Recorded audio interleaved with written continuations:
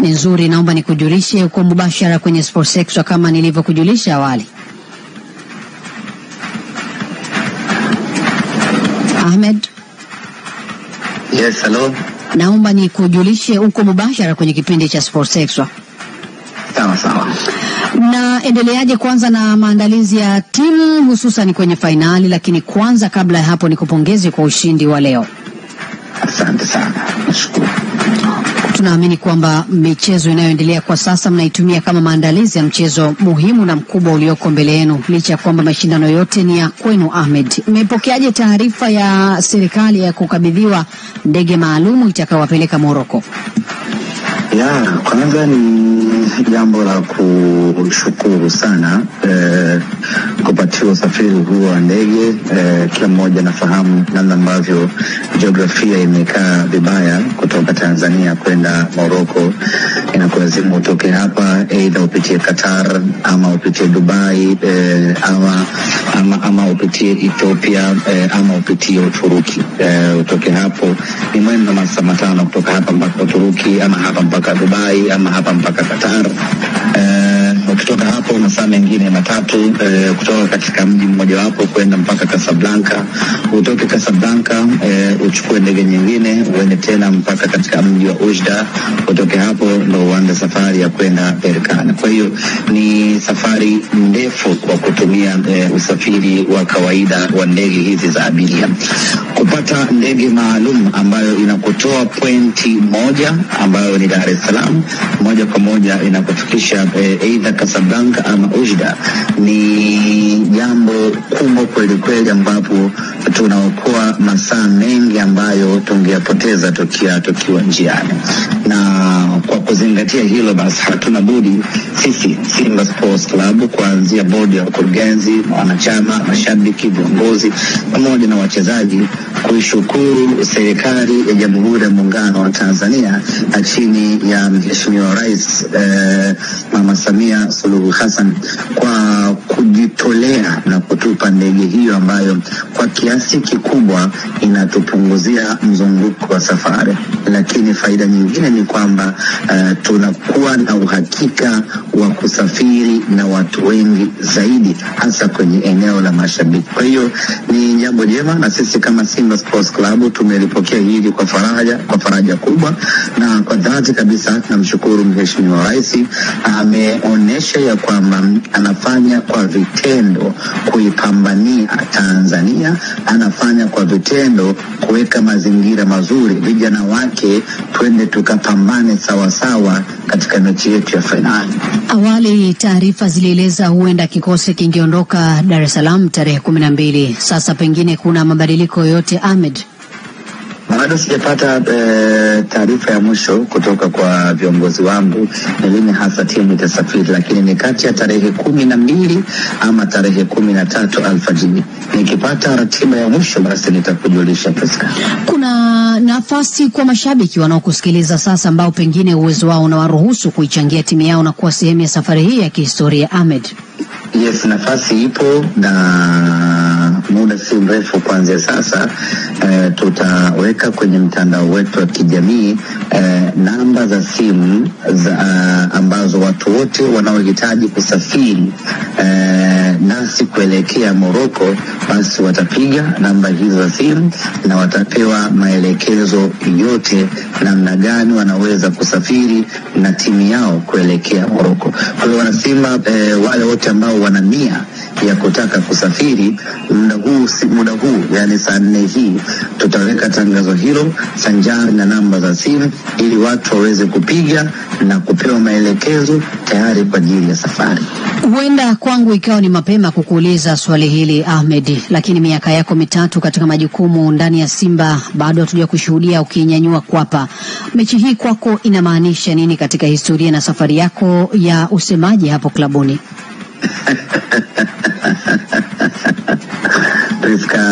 Nimeshachukua ngao ya jamii, nilichukua Tanga pale, tumeshachukua kombe la Muungano mwaka jana tu hapo. Kwa hiyo inapokuja swala la kunyanyua kwapa tayari nimeshafanya. Kitu ambacho bado sijapata ni ubingwa wa ligi kuu ya NBC sanjari na ubingwa Afrika. Na ndani ya kipindi changu cha kufanya kazi ndani ya Simba miaka mitatu hii, ndoto hiyo yote inakwenda kukamilika siku chache zijazo.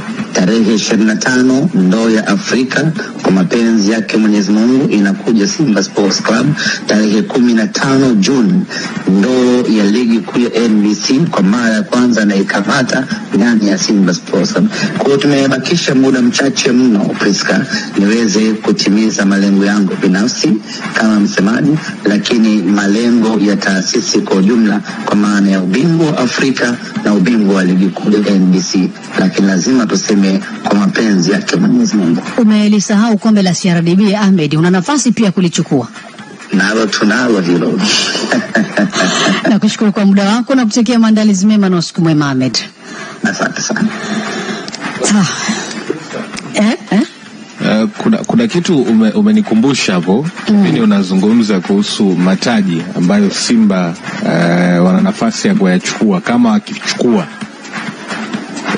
Itoshe pia kusema kwamba Simba huenda ndio ikawa timu ya kwanza kuleta treble nchini Tanzania. Kuleta au kuchukua. Kuna kuleta na kuchukua ambao lina kombe la kimataifa au master vipi? Sababu kama akichukua Confederation, atachukua Confederation, atachukua ligi kuu pamoja na kafu Confederation, atakuwa ameleta treble. Ilikuwa ni treble. Hakuna timu Tanzania imewahi kufanya hivyo. Yaani kuna kombe la kimataifa kwenye makombe matatu ambayo ameyachukua. Simba wana nafasi ya kutengeneza historia hiyo kubwa. Wakawa wanaitwa timu ya treble kama wakifanikiwa. The treble team, Priska. Inawezekana, why not? Of course, why not? Inawezekana. Inawezekana ndio. Inawezekana. Tusubiri muda utupe majibu yaliyo mazuri, lakini Simba wako kwenye maandalizi na hili lilofanywa na serikali kwa wao wamelipokea kwa mikono miwili, kitu ambacho pengine kinachukua nafasi kubwa ya kupunguza pressure iliyokuwepo, kwa sababu kupata usafiri wa moja kwa moja kama alivyosema Ahmed. Tunafahamu ramani ya Morocco kutokea nchini kwetu ina mizunguko kidogo, haina uafadhali kwa namna yote tutakavyoamua. Kitaka kupitia Ulaya, Turuki, kitaka kupitia Asia ambako ni Dubai na Qatar, kitaka kupitia Afrika ambako ni Ethiopia, bado itakupa mzunguko tu mkubwa. Kwa hiyo kwa wao hii wanaipokea kwa mikono miwili, na zaidi tutawashuhudia baadhi ya mashabiki wenye uwezo wa kusafiri wakipata fursa hii. Nilishuhudia Afrika Kusini tulikuwa wengi sana wa Tanzania, kitu ambacho kilipelekea kuondoa ile hali ya pressure ya kawaida kwa wachezaji ambao walikuwa wanaiwakilisha Simba katika mchezo ambao leo tunazungumzia wao kuwa kwenye hatua ya finali ya michuano hiyo. Tuwatakie maandalizi mema. Tuna muda mrefu wa kuzungumzia mechi hiyo Derek, lakini kwa sasa tunaamini kwamba maandalizi ya ndani yanayoendelea yatatupa nafasi zaidi ya kuweza kuzungumzia mchezo huu. Sahihi. Na sasa tuende kutazama taarifa nyingine, ambapo siku chache baada ya klabu ya soka ya Yanga kutoa taarifa juu ya kutokuwa na imani na baadhi ya viongozi wa mamlaka za soka hapa nchini Tanzania, katibu mkuu wa zamani wa shirikisho la soka nchini Tanzania Angetile Hosea amesema bodi ya ligi inaingiliwa majukumu na baadhi ya viongozi wa TFF, kitu ambacho sio rahisi kufanya maamuzi yao binafsi bila uwepo wa shirikisho hilo. Tunaungana na Jacob Kapaya aliyekuwa na mazungumzo maalum na katibu huyu wa zamani.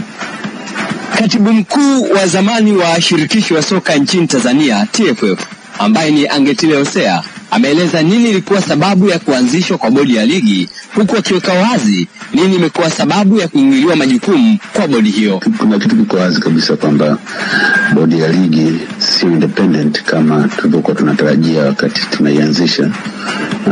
Nakumbuka wakati tunaianzisha tulizounda ile kamati tu, tukaambia finances zote zenu fungueni account, kila kitu, na even office mnaweza mkaondoka mkaenda kwingine. Kwa hiyo tuweza jukumu la kamati kutafuta watendaji wake. Kwa mfano mtu wa finance walimtafuta wenyewe, ingawa walimrudisha mtu wa zamani aliyekuwa pale TFF, lakini walimtafuta wenyewe wakamleta pale. Na watendaji wengine walitakiwa tafuta secretary, walimtafuta wenyewe, secretary wa chairman, secretary wa CEO na nini. Lakini tulivyo tenga alivyoondoka tu, ikawa sasa sio jukumu la bodi ya ligi kutafuta waajiriwa wake wakaanza kutoka TFF. Nakumbuka Boniface Wambura alipelekwa kule akaenda kuwa CEO, baadaye wakamrudisha huku kwa upande wa marketing, upande wa kwanza alienda marketing, baadaye akaenda kwenye sheria, lakini kule wakamtoa Kasongo ambaye alikuwa mjumbe wa kamati ya utendaji, akaenda kuwa CEO wa bodi ya ligi kutoka TFF. Sio kwamba chairman wa bodi ya ligi aliitisha kamati ya uongozi na kufanya recruitment ya watendaji, hapana. Na mpaka sasa watendaji wote wa bodi ya ligi wanatoka TFF. Sijawahi kuona bodi ya ligi inaajiri watendaji zaidi ya wale wanaotoka TFF, na ni sauti ya watu wachache pale TFF. Kwa hiyo kuna vitu vichache ukiviangalia utaona hivi havifanywi na bodi ya ligi, na hata wakati mwingine najisahau statement za match coalition unakuta zimesainiwa na msemaji wa TFF badala ya bodi ya ligi. Inaonekana msukumo wa kuahirisha mechi ulitoka TFF, kwa sababu kamati ya ligi ilishaamua mapema kwamba mechi itaendelea kama ilivyopangwa. Nani aliitisha kikao cha pili baada ya kile cha asubuhi? Nani aliitisha kikao cha pili ili kuahirisha mechi kama msimamo wa bodi ya ligi ilikuwa mechi ichezwe kama ilivyopangwa? Maana yake tafsiri ni kwamba kuna msukumo wa nje unawaambia kwamba hebu badilisheni bwana, hii kisiasa haijakaa vizuri. Unajua those kind of things. Katika mahojiano hayo nikamuuliza, ili bodi ifanye kazi kwa uhuru, nini kifanyike? Bodi ya ligi to be independent, lazima kwanza hata hizo recruitment za watu wake kwanza ziwe huru kwa